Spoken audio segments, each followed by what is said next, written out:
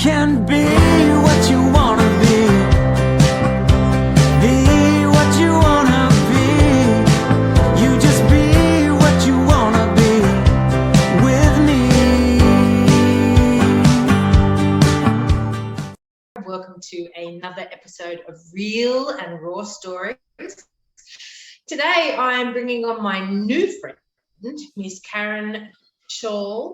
Is that how we pronounce it, Karen Shaw? Yes, that's right. Makes me like the thing we put over our shoulders. So, you know, she's American though, right? So she might say Shaw. But anyway, I'm introducing my beautiful friend Karen, and Karen is bringing a little bit of gratitude to the day for us, right? To get our day started. Now, she's a doctoral researcher, and we had a very brief conversation a few days ago when I reached out to the community and said, hey, who wants to come in and provide some love or some workshops or some awesome fabulosity to my people? And Karen put her hand up and said, me. So I picked her, and here she is today. So she's going to be talking all things gratitude. So I'm going to let her introduce herself because she knows way more about her than I do. And I'm just as excited to learn about her as I'm sure all of you will be today. So Karen, take it away. Thank you very much. It's really, I just love Australians. Most of you guys are probably from Australia. So I have a lot of friends there. And I was talking to Sam that, you know, every time that you guys are going into spring, we're going to fall, and we're really changing seasons. So I think we're intimately connected. So my name is Karen Shaw, and I am a doctoral researcher, and I really came into the field of positive psychology and learning about gratitude by accident. But what happened to me is I discovered through personal experimentation that it's the most transformative tool, most powerful tool we have for transformation.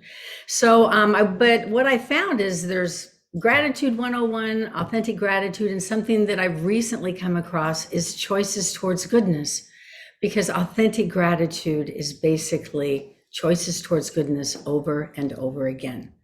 But I want to tell you a little bit about my story, because in the very beginning, I had no idea about gratitude. And my husband and I had a recording studio, 5 kids. And so I knew about the importance of an oral environment, what you hear on children's emergent literacy.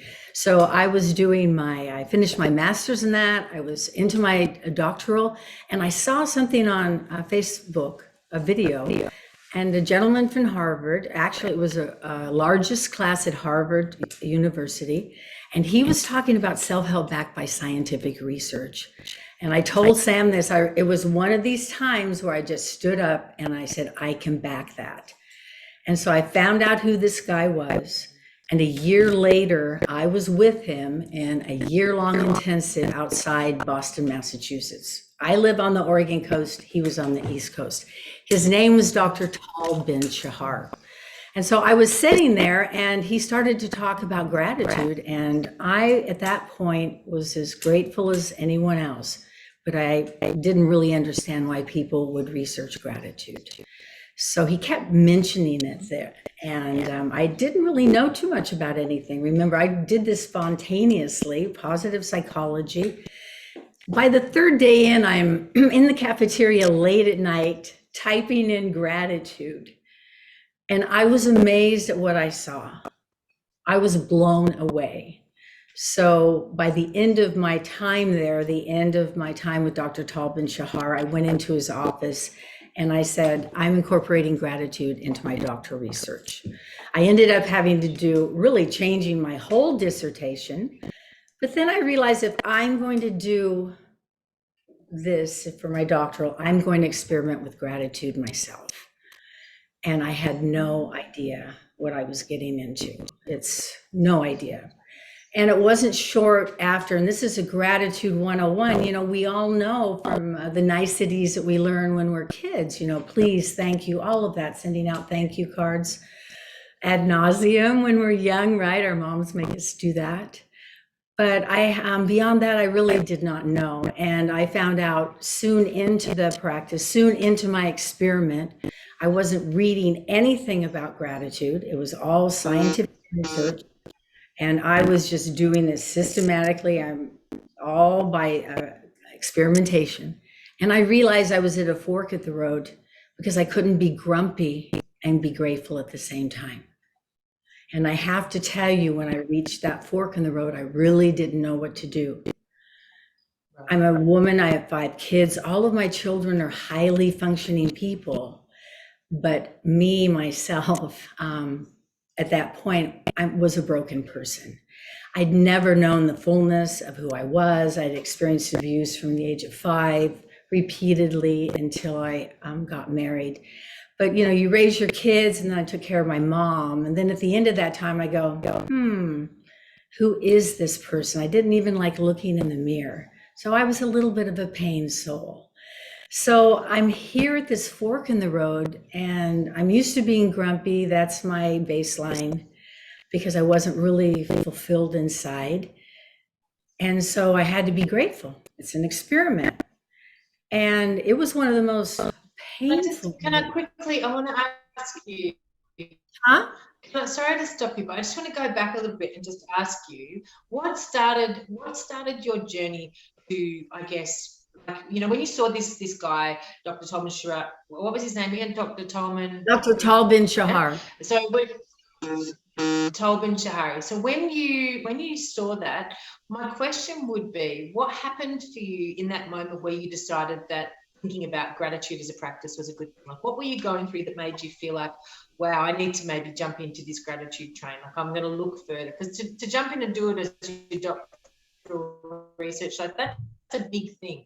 That wasn't like, so some people go, well, I might just go and read a bit more about that. Like, you dove straight in and went and did all this work. So what was going on for you that caused you to think? Well, I was raised in a home with very loving parents who didn't quite know how to treat children. My mother took nerve pills. That's what she called them. They were probably Valium at the time. But from early childhood, we always had self-help books in the house.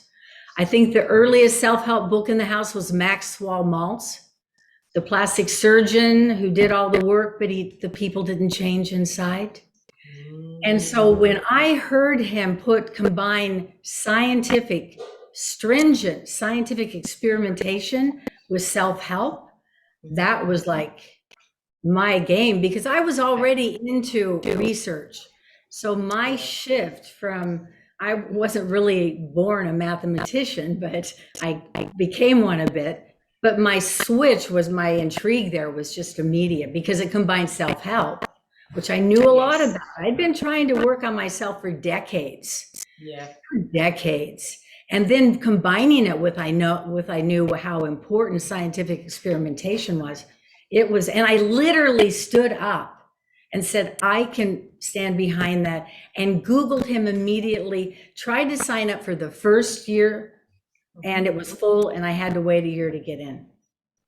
See, that's definite commitment, right? Like, that's, something's going on in your life, you see something, and it's almost like you've been searching, and when you found that, it was like, oh my goodness, this is it. Like, that makes sense. Sorry, I didn't want to cut you off. I just wanted to go back, because but let me mention something about that experience. Please. That experience was just, everything aligned, and I was there, and I knew it. And I mean, I don't know if I've gotten that focused and channeled up since then. And I realized I have done that a couple times through my entire practice. The focused energy, we'll talk about that, is really key.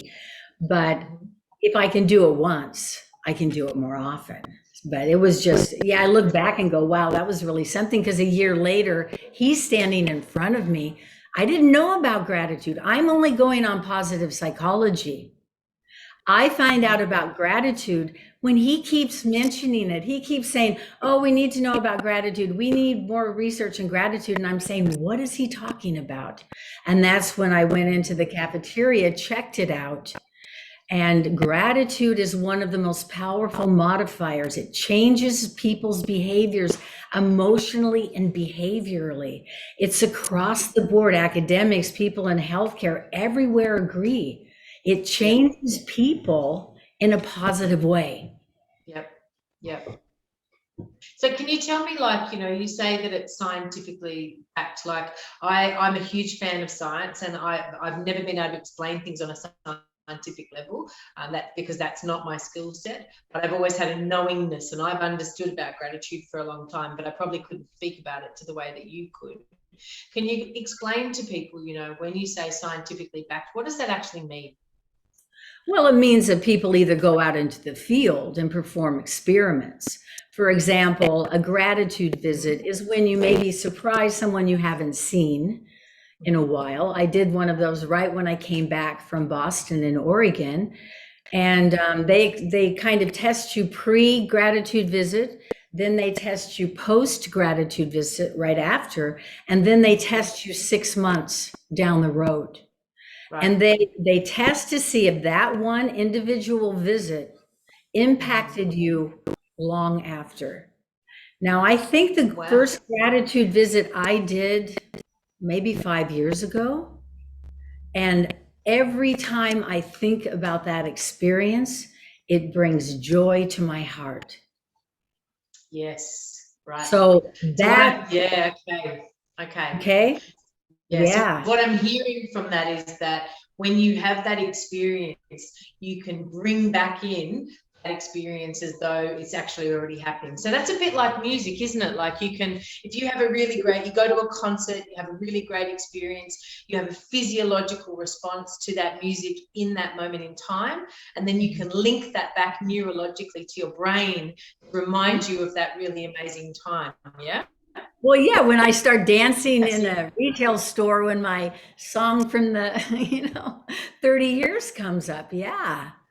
But we can do that intentionally. That's see? right. That's right. And that's, I and love then, that. I love yeah, that. yeah. So tell me more about that. I want to know more about that.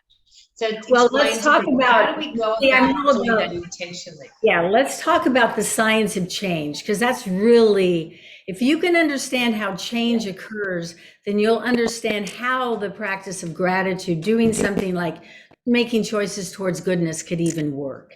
So we're not really Yes, I our love it. habits. We're not our habits. So if we have problems creating a habit, getting into the flow and doing something over and over again, it's not our fault. It's only that we haven't created a pathway in the brain for that information to travel.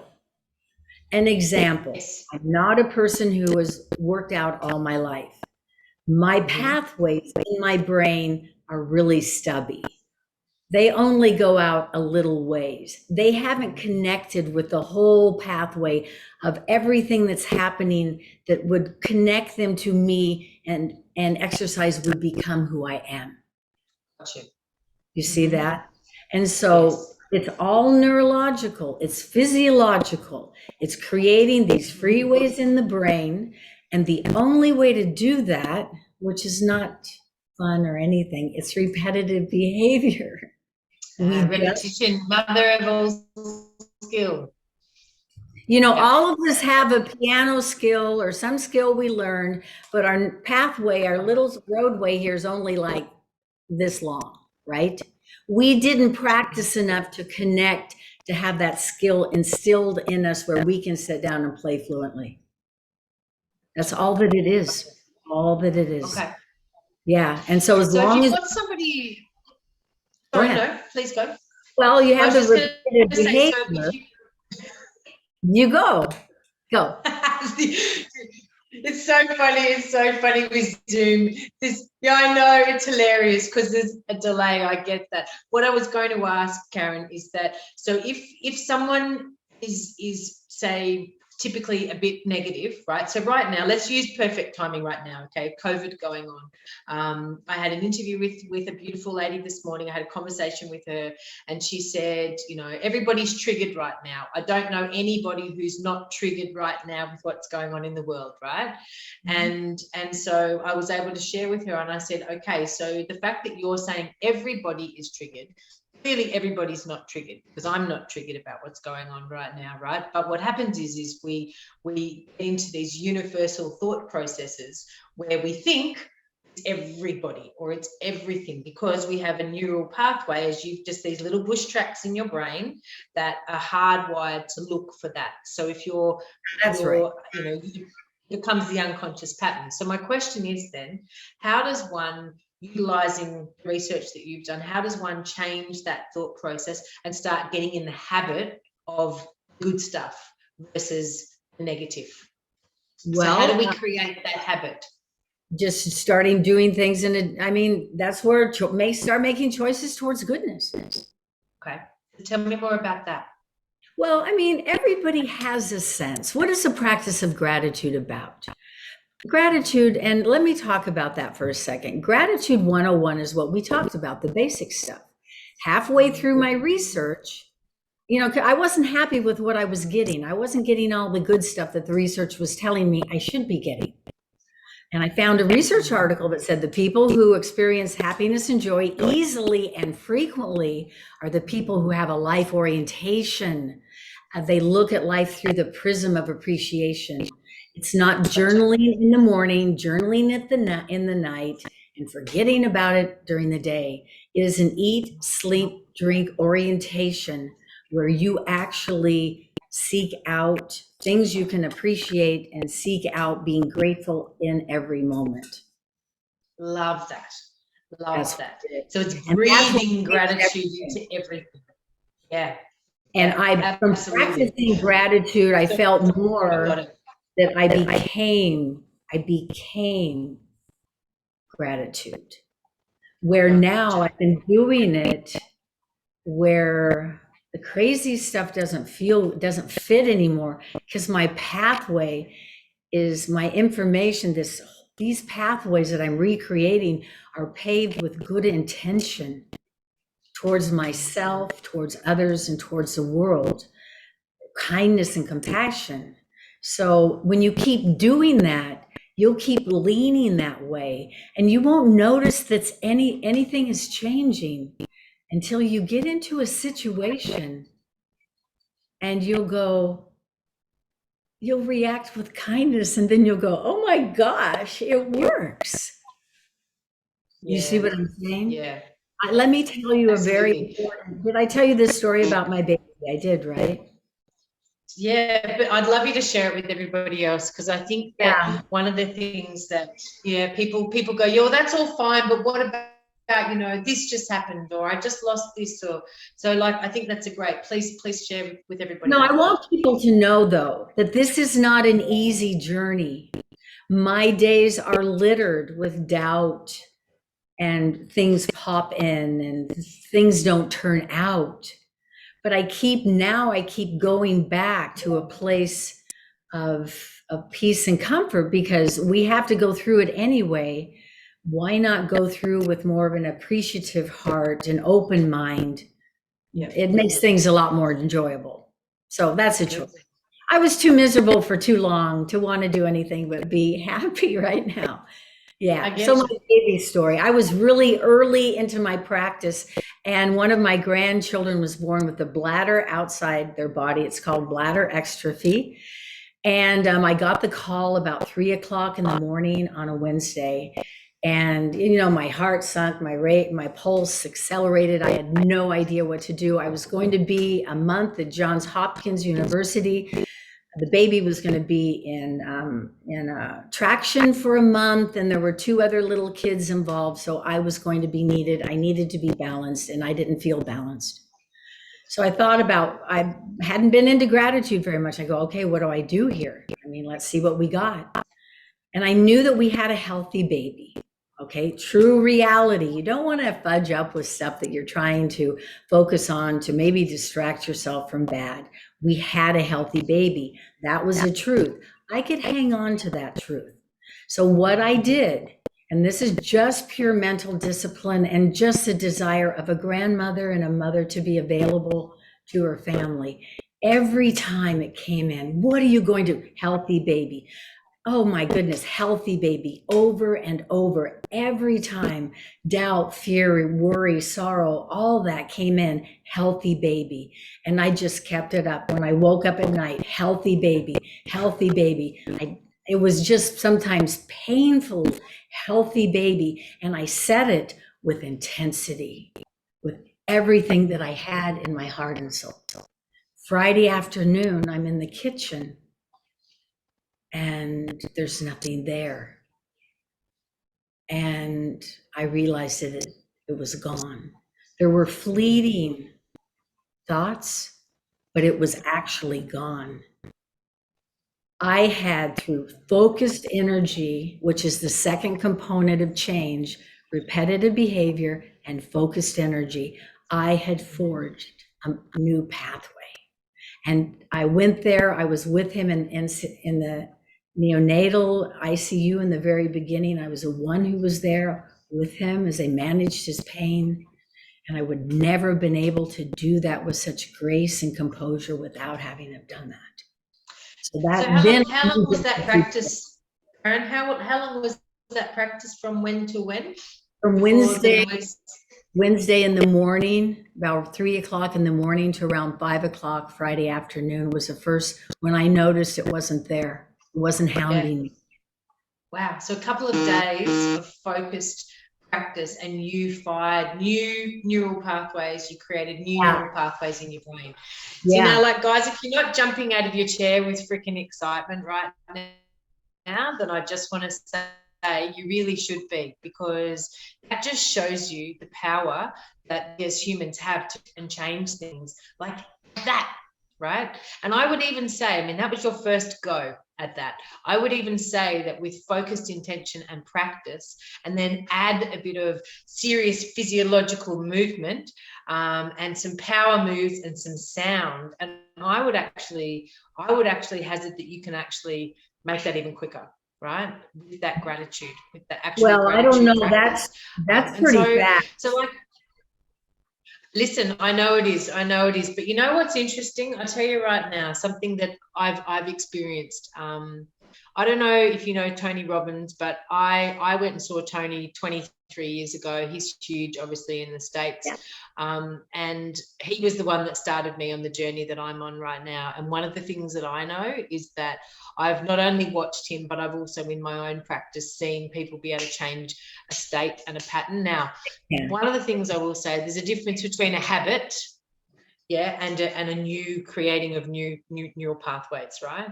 But you've kind of like just literally created a new habit within 48 hours versus stories that we've got around 66 days. Everything is a little bit choice making as well. Like, like I kind of, my son's shot a deer once. I don't care that people go out and shoot wild animals and consume them. But the way that I reacted, I said, that's silly. And I stopped eating meat from that point to the next, and I haven't eaten it since. So there was no pathway there, but there had been enough thought processes that made that jump off the chasm available. And I do that once in a while, but there has to be a lot of emotion. And that's why when we can get this behind the repetitive behavior, just doing it. I know it sounds boring, everybody, but it's just the way it is. It's how we're built. And if we can put that focus, like if we go to the gym and we begin to visualize all of the wonder that's going to happen in our body as we exercise, hydrate with wonderful water, really, set ourselves up for success. We are really creating an environment where what we're doing is going to accelerate much more than if we went in there, and slopped around without any kind of intention. It makes a difference. It makes a huge difference. And then the third part of change is rest. That's it. Okay. So go take us through the 3 steps again, so that people, if they want to take some notes right now. Well, I mean, on a basic level is if you want change to occur, you need to do what you want to happen over and over again. That's it. Repetition. Okay. And when you do it with focused energy, with intentional thought and purpose, that whole process of change is going to occur faster. And then when you add focus, and then when you add rest afterwards, then that allows the body to put everything together in a much faster and more magical way than it would if you weren't resting afterwards. So repetition, focus, rest. I love that. See, that's about as simple as it gets. I mean, that's amazing. So Yeah, absolutely. So can I ask then, Karen, from where you were when you first started this process to who you are today, what have you noticed in terms of like the transition in, we talk a lot on this show about labels that we give ourselves. And the reason I talk about labels is that my experience of my own labels, like, I used to say things like, I'm a perfectionist, I'm a night owl, I'm not a morning person, I don't exercise, I'm shit with computers. Like I have all these old kind of like labels that, served the old version of me, versus I am a recovering perfectionist and so forth, right?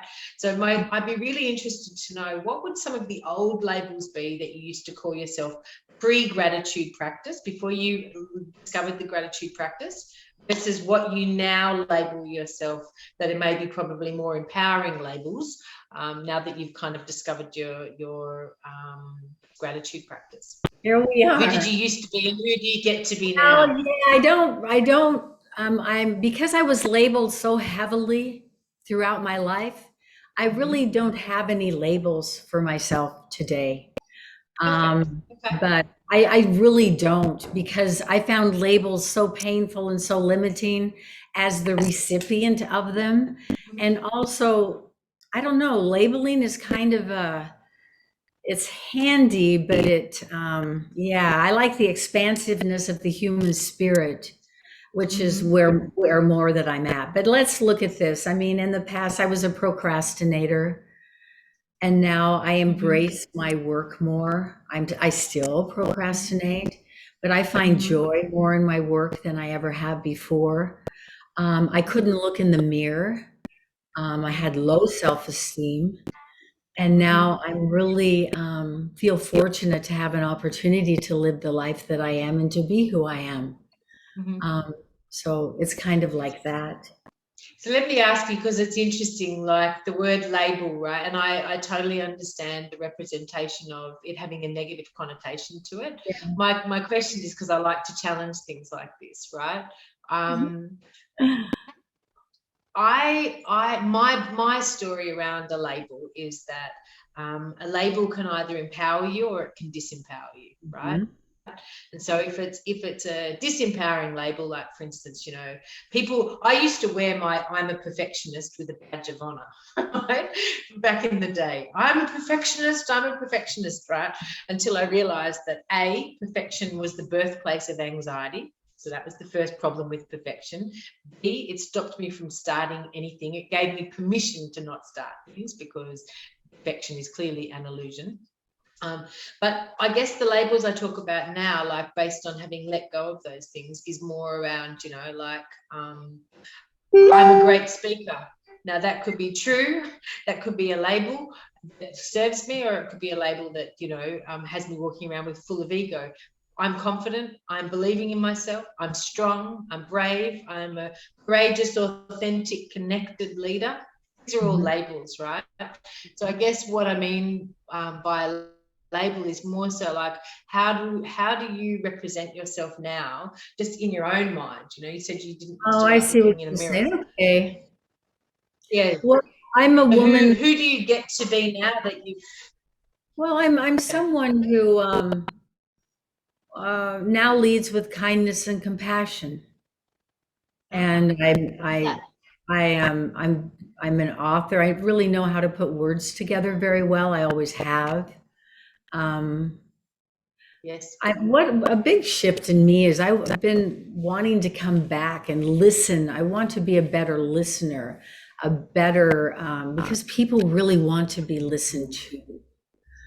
And so, and to be quieter and to embrace the experience more than to necessarily be in the middle of it so much, to observe and take in and fill in the blanks where they're needed. But I even have had problem. Yeah, it's just I haven't been in this world very long.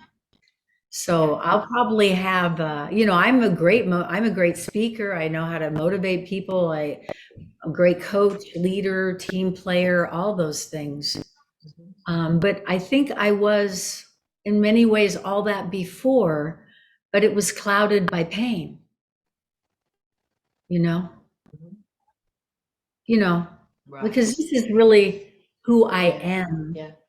through my Yeah, experience, absolutely. through my education. So in that essence, I was writing, I had bits of kindness, compassion before, but they were all mixed up with pain and shame and just all that stuff. And so they couldn't just be themselves, but now they're coming out and saying, "Hey gal, we're here. We can be fully Love it. expressed." Yeah. Mhm. So now that you've let go of that pain and Mhm. healed and obviously continue to heal in life in itself, what are you most excited about moving forward in the future? What excites you most about where you're at right now and where you're going? Well, I'm really grateful to live in this world. I'm just really, really thankful. I'm thankful to have the opportunity to share. I'm still fraught with insecurities and those words like, "What are you doing? Come on," the imposter syndrome. I'm getting rid of that. But Yeah. I want people to know and to have experienced what I know. And I just want them to just be able to give a little bit more awareness to their lives, as much awareness as I talk about as they do to their car or to what's coming on TV next week. And to be brave enough to do that, because the life that they'll find on the other side is really worth walking towards, it really is. Yeah, it's Well, you're really. a perfect example, right? I mean, Well, I you're a mean, I've perfect already, example of stuff like that. You're here. yeah. And I want to I was really I had my morning was tough, things weren't working, I'm happy, but things are not working. But I don't let it take over my day Gotcha. it may take over a little bit, but very rarely does anything take over a day. I just Yeah. don't want to be in that zone that long. But I forgot what I was going to say.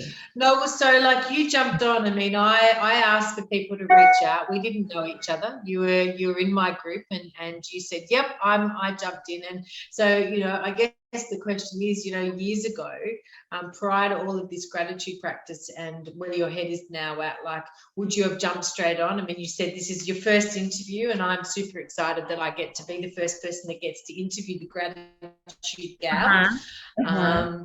I guess the question is, you're out there and you're already starting to do that stuff. And as you said, back in the day, that stuff might have taken you over, but now you're able to go through challenges and be, still do it with a smile on your dial and kind of get on with Yeah. your day, right? Okay, yeah. This is how it works. For instance, I did a challenge, 3-day challenge, and my body right Uh-huh. before the challenge was exploding. It was acting like it was going to be dragged to the slaughterhouse and taken away, right? And so I told my body, "Hey, this is excitement. You don't have to be scared. It's okay." Yeah. And so a lot of this, and then last December, I didn't want 2020 to leave without me doing something concrete. And I do these dailies now. I've done it since December 15th of 2020, every day. My first reaction to that thought coming, that inspiration was, "You can't do that." I told my husband, he said, "You can't do that." I'd never done anything that consistent. Procrastination is a huge problem, self-esteem. I've been doing it now. So as I continue to become more, I'm a really a process here. I keep saying I'm going out. I'm not holding back anymore, because I really know what I'm talking about through the science. And I have experiential knowledge that's really valuable. And so there's no reason anymore for me to be stepping in the shadows. It's time. And so this is another example, everybody, of me just stepping forward into my discomfort. But that's the way it is, And let me share one thing. There's 3 parts. If you understand the science a little bit and want to practice gratitude, besides just think about making choices towards goodness, it'll make you feel so much better. But you start paying attention. And then you have to remember that change is so incremental, it's so slow. You're not going to see anything for a while. And then just trust the process. I made it in the very beginning because I believed in the science and I trusted the process. And when I had the baby story happen, that confirmed that what they were saying in the research was true. Yeah. Yeah, so And I'm so going. when you start learning something, Mhm. yeah, that's right. When you start learning something, what's funny is you're going to end up getting tested. So you'll learn some new information and then you'll Yeah. get given an opportunity to test it. And if you see it as, oh, this is an opportunity for me to test my practice versus, why is this happening to me? And the way that you frame it in your brain is going to be completely different. I agree. I agree. So one of the things I'm super excited about is you and we obviously discussed this prior to today. You're going to be hosting a free gratitude workshop, a mastermind that we're going to sort of run as a masterclass, I should say, not a mastermind, a masterclass. And we're going to hold it. Did we decide to do it 9:30, not this Friday, but next Friday? Correct. So whatever the date is, Sarah will go ahead and pop that up here in the chat. So what we're going to do is anybody that wants to come along and learn more about gratitude, Karen's going to host this masterclass for us. And what can people expect? What can people expect to sort of come away with at the end of that masterclass? Well, they can expect that they'll come away with an understanding of how things change. They'll come away with an understanding of how gratitude works. And they will be able to incorporate all of the information about science and gratitude together so that when they leave, they can incorporate it into their lives. They will know the steps they need to do to begin the process of change.